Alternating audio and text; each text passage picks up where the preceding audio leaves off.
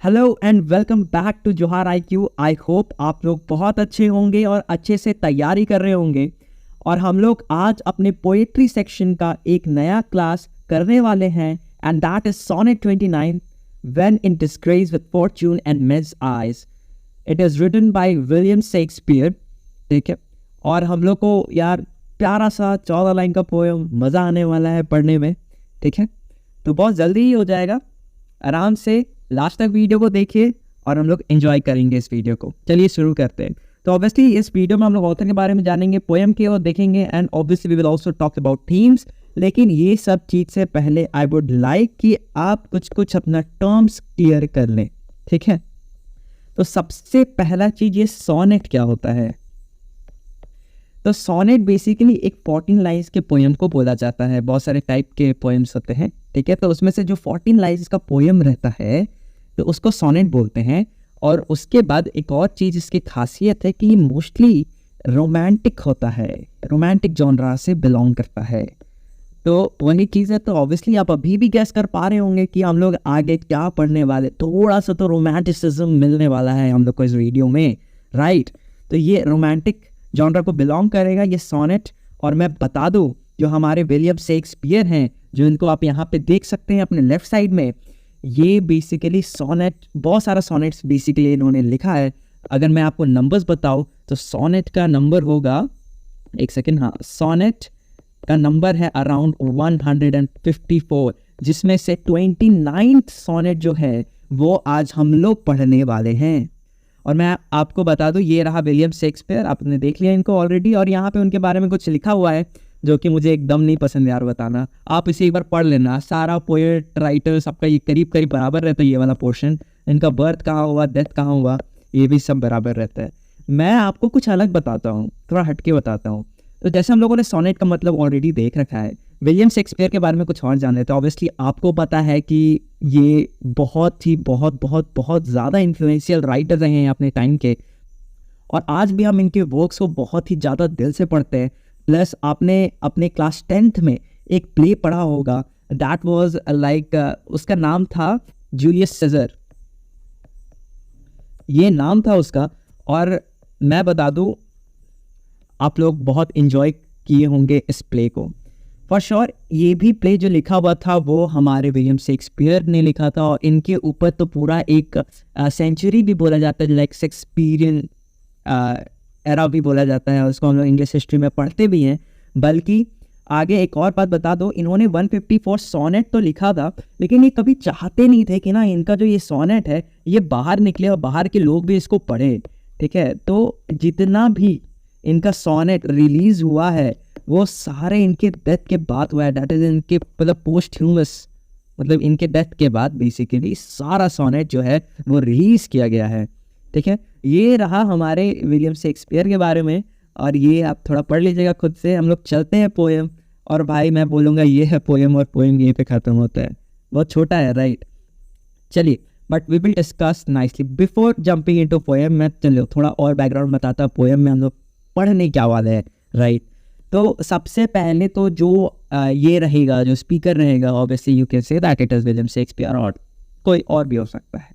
ठीक है, now here what you would see is that जो स्पीकर है वो बहुत सारा ना मिसफॉर्च्यून्स गिनाएगा अपना, कि मेरे पास ये कमी है, वो कमी है, ये कमी है, वो कमी है। और वो ना बहुत ज़्यादा कंपेयर करेगा अपने आप को दूसरे से, और बोलेगा कि मुझे उसका ये मिल जाता अच्छा रहता, वो मिल जाता, हम इतने गरीब हैं, मेरे पास कोई पॉलिटिकल इन्फ्लुएंस नहीं है, मेरे दोस्त कुछ खास अच्छे नहीं हैं। तो अपने बहुत सारा बुराइयाँ गिनाते रहेगा और इस पर बेचारा डिप्रेस होता जाएगा। ठीक है, तो ये वाला एक और पॉइंट हो जाता है। प्लस कंप्लेंट्स तो हो गया, और इसके कारण इसको क्या हो गया था, डिसअपॉइंटमेंट, बहुत सारा डिसअपॉइंटमेंट मिलेगा। लेकिन ये तो स्टार्टिंग ऑफ द 8 लाइन से हम इतना देखने वाले हैं। लेकिन जब हम आगे जाएंगे, ठीक है, तो हम लोग को पता चलेगा कि नहीं, ये डिसअपॉइंटमेंट तो भाई बहुत ही ज़्यादा टेम्पररी है। उसके बाद ऑब्वियसली मैंने क्या बताया, रोमांटिसिज्म, राइट। और आप सोचो अगर इसमें लव का थीम आ ही नहीं तो ये पोएम सोनेट कैसे होगा, कैसे कंप्लीट होगा, राइट। तो यहाँ पे फिर आता है रोमांस वाला थीम, और वहाँ पे ये कंपेयर करके आपको बताएगा कि जो लव है ना वो उसका बहुत एक हीलिंग कैरेक्टर रहता है। क्या रहता है, हीलिंग कैरेक्टर। तो ये आएगा और हील कर देगा। और लास्ट में ये पोएम एंड होता है कुछ इस प्रकार से कि ये जो लव है इसको पूरा हील कर देता है। एंड जो इवन मनी, जो पैसा जो होता है उससे जो खुशी आती है, लव का जो खुशी है वो उससे कहीं ज़्यादा है। वेल्थ का जो खुशी है, ये जो वेल्थ से हमें खुशी मिलती है, दैट इज़ मटेरियलिस्टिक। इसका मटेरियलिज्म के आगे कुछ और मटेरियल कहीं चल रहा, एक second, sorry.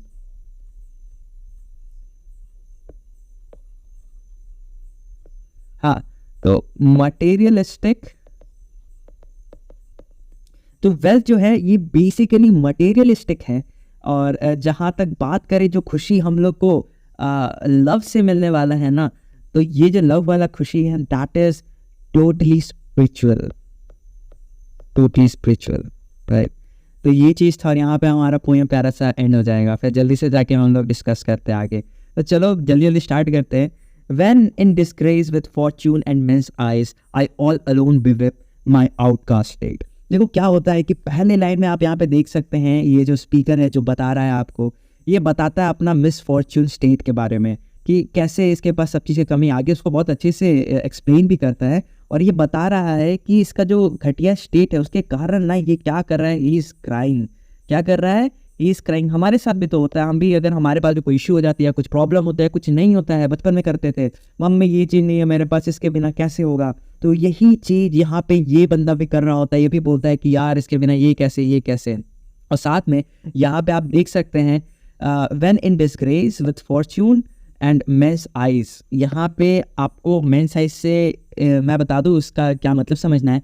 That is whenever it happens, whenever you are in problem, what happens, जो लोग होते हैं आसपास वाले वो कभी जल्दी हेल्प करने नहीं आते आपके, but what you would see ना कि वो लोग ऊपर से आपको एकदम गंदी निगाहों से देखेंगे, मतलब समझ रहे हो, बहुत समझेंगे आपको कि you are totally disgraceful, right.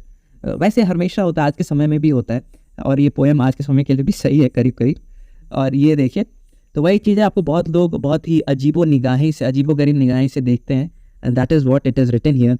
And now moving forward, now you can see that ये सबसे पहली लाइन में क्या अपना स्टेट्स बताता है कि अभी ये किस स्टेट में है, ठीक है। And he is crying, right. अब देखो, and trouble deaf heaven with my bootless cries and look upon my self and curse my fate. अब देखो क्या हो रहा है, and trouble deaf heaven, heaven को क्या बताया गया है, डेफ। आज तक बताओ, आपने बहुत बार जाके मंदिर, मस्जिद, जहाँ पे भी आप जाते हो, आपका जो भी वर्शिप प्लेस है, वहाँ पर जाके आपने बहुत सारा प्रेयर्स किया हो कि मुझे ये चाहिए और मुझे ये कंप्लीट करवा दो, राइट। कितना बार ऊपर से वो चीज़ कंप्लीट हो जाता है, होता है ना ये क्वेश्चन। यही पे यहाँ पे डेफ हेवन बोला जा रहा है, किसको, ऑब्वियसली गॉड को। देखो क्या होता है ना, उनके टाइम पे या अभी भी आप देखो, हेवन को ना हम लोग दो तरीक़ा से डिनोट करते हैं मोस्ट प्रोबेबली। फर्स्ट टाइम अगर हम देखें तो हेवन को हम लोग बोल देते हैं कि ये तो भगवान वाला हेवन है जहाँ पे एंजल्स, गॉड सब कोई रहते हैं। और दूसरा अगर हम लोग बात करें तो हेवन को पोएट्स ने स्काई के रूप में भी दिखाते हैं, तो थोड़ा फ्यूचर मतलब अच्छा लाइन्स लगेंगे, लाइक यू नो स्काई को डिनोट करते हैं, थोड़ा इन्फ्लुएंशियल बनाने के लिए, पोएम को थोड़ा अच्छा दिखाने के लिए, समझ रहे हो, कि लोगों को पढ़ने में मज़ा आए। एंड ट्रबल डेफ हेवन, फिर अब देखो क्या होता है ना कि ये तो रो रहा था, फिर भगवान से वही प्रे करता है, अपना स्टेट के बारे में वही चीज़ बता रहा था, और बोलता है कि उसका जो क्राइज है, जो वो उसका रोना धोना, जो उसकी गुहार है भगवान से, वो टोटली बूटलेस है, टोटली बेसलेस क्राइज है, ठीक है। और यहाँ पे देखो तो हेवन तक, और उसकी जो ये क्राइज है ना, वो आपकी हेवन तक भी नहीं पहुँच पा रही है, ठीक है। तो बेसिकली भगवान सुन भी नहीं रहे हैं, और इसके जो क्राइज है वो वहाँ तक पहुँच भी नहीं रहे हैं, तो ठीक बेसलेस भी है थोड़ा सा। आगे देखेंगे तो और क्लियर होगा हम लोग को ये part. And look upon my self and curse my fate, उसके बाद ये देखता है और बोलता है कि मैं खुद को देखता हूँ और मैं खुद के इस स्टेट को बहुत ही ज़्यादा कर्स करता हूँ, यार मैं किस हालत में हूँ। वही चीज़ यहाँ पे ये जो फोर्थ लाइन है आपको यहाँ पे बता रहा है, ठीक है। और ये अभी तक तो आप यहाँ पे देख रहे that he is suffering, right. लेकिन क्या चीज़ से सफ़र कर रहा है, ये एक बहुत ही बड़ा क्वेश्चन है कि नहीं। ये तो बता दिया कि एकदम स्टेट जो उसका वो सफरिंग वाला है, लेकिन अब जानते हैं आगे कि क्या सफरिंग है बेसिकली इस बंदे को। तो हम लोग यहाँ पे थे, wishing me like to one more rich in hope, featured like him with friends possessed. अब देखो क्या हो रहा है, अब ये बोल रहा है, अब ये यहाँ पे कुछ विश कर रहा है, क्या कर रहा है, समथिंग विश, मतलब कुछ मांगते हैं भगवान से, मतलब क्या इसको चाहिए, इसका स्टेट कैसा होना चाहिए, बेसिकली हम लोग को यहाँ पे ये पता चलेगा। Wishing me like to one more rich in hope, मतलब he wants to become something more rich, right. थोड़ा सा रिच होता, मतलब इवन अभी देखेंगे नेक्स्ट लाइन में ये एक किसी इंसान से भी कंपेयर करेगा खुद को और बोलेगा उसके जैसे मेरी पर्सनालिटी होती, मेरा ये रहता, तो मे बी ऐसा हो सकता है जो इंसान से खुद को कंपेयर कर रहा है, may be that person is also rich, और ये सिंपल वे में बोलना चाहता है कि मुझे रिच होना है, ठीक है। उसके बाद आगे देख लो, it says featured like him with friends possessed। अब क्या बोलता है आगे कि उसके जैसे मुझे फीचर्स चाहिए, अगर वो सुंदर है तो मुझे सुंदर होना है। मैं यहाँ पे लिख देता हूँ थोड़ा बहुत, लाइक इफ आई से इट्स ब्यूटीफुल, तो इस इंसान को भी ब्यूटीफुल होना है। स्मार्ट बोल दिया तो स्मार्ट होना है, लंबा है टॉल है तो इसको टॉल होना है। तो ये जो फीचर्स है, अच्छे खासे फीचर्स हैं, वो ये भी चाहता है कि यार इसके पास भी हो। देखिए एकदम उस बंदे जैसा, like him with friends possessed and even he wants some influential friends. ठीक है, कैसे फ्रेंड्स चाहिए? तो इन्फ्लुएंशियल, समझो अब कोई है बहुत रिच फ्रेंड्स हो उसके, ठीक है। और साथ में आप ऐसे भी सोच सकते हो, ऐसा फ्रेंड जिसका बहुत ज़्यादा पहुंच हो। हम लोग भी हमेशा से बचपन से रहे ना, अरे वाह मेरा तो इसके तक जान पहचान है, झगड़ा उड़ा हुआ, समझ रहे हो आप मेरी बात? तो इसको भी थोड़ा चाहिए होता है कि नहीं मुझे तो इन्फ्लुएंशियल फ्रेंड्स चाहिए। तो अब भाई इतना ज़्यादा डिज़ायर, राइट। आगे, desiring this maths art and then maths scope with what I most enjoy contented least. Desiring this men's art, ठीक है। अब ये जितना भी फीचर्स है प्लस उसके पास जितना भी स्किल्स है, ठीक है, मैं यहाँ पे थोड़ा जूम करके लिखता हूँ, जितना भी इस बंदे के पास स्किल्स है ना, ये पूरा उस रेंज को ही मांगेगा। आप देखना इसका जितना स्कोप है, पूरा उस रेंज ऑफ स्किल्स को ये कोशिश करेगा कि ये बेसिकली उसका हो जाए। Desiring this men's art and that men's scope with what I most enjoy contented at least. और ये बोल रहा है कि अगर उसको ये सब जो ये डिज़ायर कर रहा है ये सब मिल जाए तो ज़्यादा बेहतर होगा। बिकॉज जो ये मतलब जो इसको बहुत ज़्यादा करने में मन करता है, जिसको ये मतलब जो होते हैं ना लोग अपने हॉबीज़ करने में बहुत मतलब खुश रहते हैं अपने हॉबीज़ को अगर वो सही से कर पाए, समय मिल जाए उनको, वही बोलता है जो चीज़ भी इसको करने में मन लगता है उसमें भी इसका आजकल मन नहीं लग रहा। Because he is desiring for something more, ठीक है। लालच बुरी बला है। याद है सोने का अंडा वाला जो घूस रहता था, जो सोने के अंडा देती थी चिड़िया है, जो भी बोलो आप, ठीक है। तो उसी के जैसा इसका भी कुछ हालत यहाँ तक हो चुका है। Yet in this thoughts myself almost despising, happily I think on thee and then my state। अब देखो अब क्या होता है ना, यहाँ पे ये जो थॉट्स अभी इसके दिमाग में आ रहे हैं, ये जब भी इसके दिमाग में आते हैं, जब भी ये खुद को दूसरों से कंपेयर करता है ना, what you can say that इसका जो स्टेट रहता है वो और भी मतलब ये बहुत ज़्यादा डिसअपॉइंट हो जाता है। हमने ऑलरेडी स्टार्टिंग में डिस्कस कर चुका है कि जब कंपैरिजन करोगे तो obviously you will have some disappointment, right. तो भाई अब ये जो ये स्टेट है ना, यहाँ पे ये लाइन जो है ये डिसअपॉइंटमेंट को दर्शा रहा है। यहाँ पे ये is totally disappointed, right. Now see next, happily I think on the end then my state. और इस लाइन में ये कहना चाह रहे हैं कि उसके बाद हम खुशी खुशी सोचते हैं तुम्हारे बारे में, और जो मेरा स्टेट है उसमें अब आएगा बहुत सारा चेंजेस। अब कैसे वो चेंजेस आएगा वो नेक्स्ट के 4 या 5-6 लाइन्स में हम लोग देखने वाले हैं, ठीक है। तो यहाँ पे ये अपने लवर के बारे में सोचने लगा। चलो मैं यहाँ पे एक और कहानी आपको बताता हूँ, and this is also myth. ऐसे लोग सोचते हैं, ठीक है, कि ये जो लवर जिनके बारे में ये बात कर रहे हैं ना, ये लड़का जो स्टोरी में, दैट इज ऑल्सो मिथ। कोई गलत बात नहीं है, there can be such loves, but maybe Shakespeare was writing this. तो ऐसा हम लोग जान सकते हैं उनके बारे में कि उनका जो पसंद है वो थोड़ा सा कुछ अलग था, राइट। तो ये भी एक थॉट है, एक मिथ टाइप का चीज़ है, लोग ऐसा विश्वास करते हैं। तो मैंने आपको बता दिया, ठीक है, there can be truth and that truth can be totally different from what we are thinking right now. Like to the lark at break of day arising from sun and earth sings hymns at the heaven's gate. अब चलो next में, यहाँ पे आप देख सकते हैं like to the lark. Lark क्या है ना, ये बेसिकली एक चिड़िया है। क्या है? एक चिड़िया है बेसिकली। चौसर एक बहुत पुराने राइटर हैं, आप हिस्ट्री में, हिस्ट्री ऑफ इंग्लिश लैंग्वेज जो कि इसी बॉब ने लिखा है, उसमें भी आप पढ़ेंगे तो चौसर के बारे में उन्होंने बताया है, ठीक है। नाउ यहाँ पे देखो लार्क क्या है, तो ये बेसिकली एक बर्ड है, और ये बर्ड का काम क्या है ना, ये मॉर्निंग के टाइम में, सुबह के टाइम पे ना बहुत प्यारा प्यारा आवाज़ निकाल लेती है, ठीक है। तो मॉर्निंग के टाइम पे, मैं यहाँ पे मॉर्निंग लिख दे रहा हूँ, बाकी आप अपने समझ जाना। तो बहुत प्यारा प्यारा साउंड निकालते हैं, तो मॉर्निंग में ये गाना वाना गाती है जिससे सबके उठते हैं। जैसे हमारे यहाँ क्या कुकड़ू, वैसे ही ये बर्ड है। ये बेसिकली यूरोपियंस ठंडे जगहों पर मिलता है लार्क, ठीक है। और मैं एक और बात बता दूँ आप लोगों को कि शेक्सपियर ने ना अपने सारे वर्क्स मिला के मोर देन 50+ बर्ड्स को यूज़ किया और अलग अलग टाइप ऑफ बर्ड्स को यूज़ किया है। इसलिए पता चलता है उनका जो ये जनरल नॉलेज भी था वो कितना हाई था, राइट। अब देखो अब क्या हो रहा है कि ये जो बर्ड है that is obviously optimistic, that is hopeful.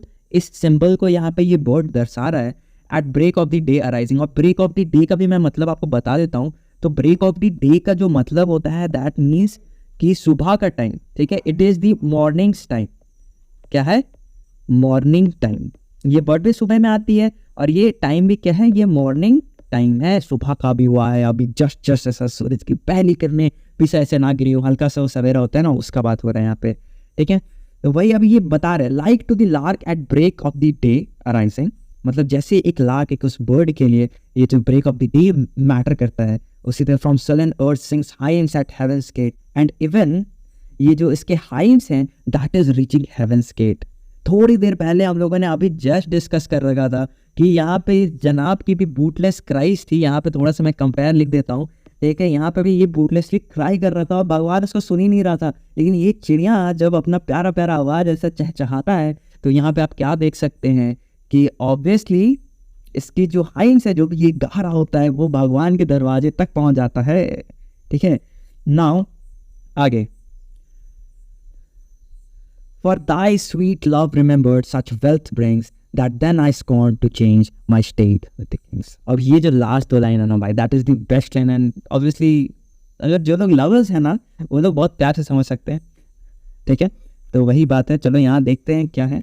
For thy sweet love remembered such wealth brings, वो तो अपने प्यार को, अपने लवर को जब तुम रिमेंबर करते, जब तुम इमेजिन करते तो उससे जो खुशी मिलती है, जो स्पिरिचुअल वेल बीइंग मिलता है, and that is totally like आप उसको कंपेयर ही नहीं कर सकते कोई चीज़ से। और अगर ये स्पीकर को अगर बोले कोई कि भाई चलो इसको एक्सचेंज कर लो, देन व्हाट द स्पीकर से that then I scorn to change my state with kings. Even अगर कोई राजा का भी स्टेट उसको मिल रहा होगा ना, लाइक अभी तो इसका स्टेट इतना खराब था, पैसे नहीं थे, ना दोस्त थे, ना कुछ खास कुछ था इसके पास, लेकिन बोलता है कि ये राजा से भी अपना स्टेट चेंज, अगर उसको राजा भी बनने का मौका मिलेगा ना तब भी वो नहीं बनेगा, because he wants his lover, ठीक है। And here it ends and this was the beautiful sonnet written by Shakespeare. I hope आपको भी पसंद आया होगा। And even we will also cover Shakespearean dramas as well. I hope वो हमारे syllabus में भी है, तो बहुत मज़ा आएगा, we will see that as well. आगे देखो यहाँ पे the poem deals with the following themes. Obviously कुछ थीम्स हैं। सेल्फ पिटी, कहाँ कर रहा होता है सेल्फ पिटी? जल्दी से सोचो, मैं बताता हूँ। वो बेसिकली स्टार्टिंग में आप देख सकते हो, खुद को बताते हैं यार मेरे पास तो ये नहीं, वो नहीं, वो नहीं, वही चीज़ है भाई सेल्फ पिटी। तो ये वाला थीम भी बहुत ज़्यादा डोमिनेट है। फिर बात होता है आइसोलेशन के। स्टार्टिंग में बेचारा कितना अकेला है, इवन जब वो रो रहा होता है तो कोई उसको पहली बात तो गंदी नज़र से देख रहा है, कोई उसकी हेल्प करने नहीं आ रहा। कोई क्यों रोता है? कोई एक बच्चा भी क्यों रोता है कि कोई उसके पास जाओ, उसको मनाओ, समझाओ कि बेटा कोई बात नहीं, सब बढ़िया, ठीक है, कोई इशू नहीं हो रहा है। उस चीज़ के लिए सब बेसिकली रोता है। एंड इसको तो कोई चुप भी नहीं करा, सब उसको गंदी निगाहों से देख रहे हैं कि बच्चा इधर रो रहा है वगैरह वगैरह। एंड उसके बाद ये भी हो गया, इवन जब वो भगवान से गुहार भी लगा तो भगवान भी उसको नहीं देख रहे हैं। तो आइसोलेशन का भी थीम यहाँ पे बहुत ही ज़्यादा डोमिनेट है। अब बात करते हैं डिस्पेयर का। भाई डिस्पेयर का मतलब होता है ना, इट इज़ अ स्टेट जहाँ पे तुम अपना पूरा होप्स खो दो, ठीक है, वेर यू बिकम होपलेस। तो इस स्टेट की बात करा। अब आप ही सोचो कहाँ पे ये लड़का होपलेस था? हर जगह तो होपलेस था।